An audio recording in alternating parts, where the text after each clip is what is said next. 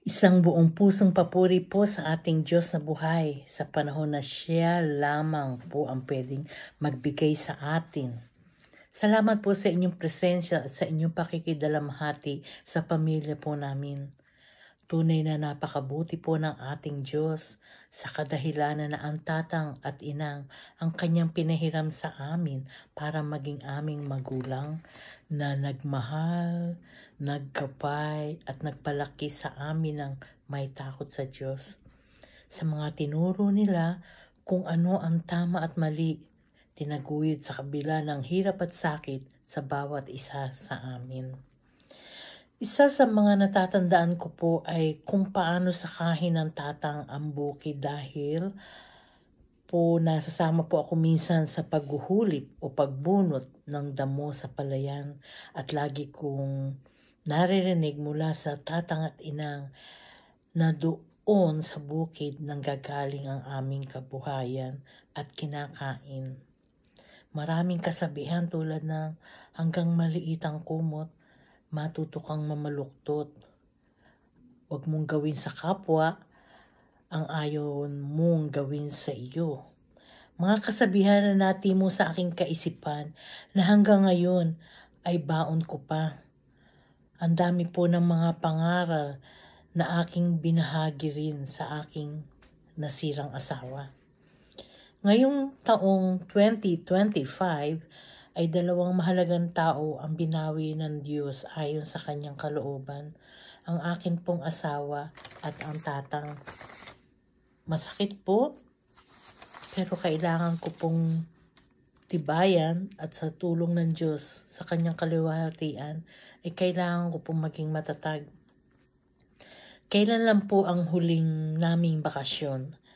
At iyon po ay napaka-memorable sa amin at tumatak sa puso namin lalo na sa asawa ko noong nabubuhay pa siya. Blessing po sa aming mag-asawa. Noong unang dalaw ko po sa tatang ay hindi ko siya pinagising. Naghintay po ako na gumising siyang kusa at laking gulat niya nang makita niya ako sa kaharap niya. Sabi niya, "Bebe, ikaw ba yan?" Sabay ngiti na di mo kayang bayaran. Marami pa pong pangyayari na pinasalamatan namin sa Diyos dahil may buhay pa at nagkita-kita pa. Lalo na po yung mga kamag-anak namin sa Baliwag. Talagang naglulundagan po kami sa tuwa kasi nagkita-kita pa po kami. Para kami mga bata, pero ang pasalamat namin sa Diyos dahil may buhay pa po kami. Tunay na napakabuti po ng ating Diyos. Totoo at salamat sa mensahe ni Pastor Aboy. Kahit anong mayroon ka sa isang iglap ay pwedeng mawala kapag ang ating Diyos ang kumilos. Tatang, mamimiss ka po namin. Pero maraming salamat sa lahat ng katuruan na ibinahagi niyo ng inang sa amin. Hindi ko po ito malilimutan habang ako'y nabubuhay. Salamat po sa muli po nating pagkikita. Mayroon po akong gustong awitin. Sana po, party lang po ito ng isang awit, pero gusto ko pong ibahagi sa inyo.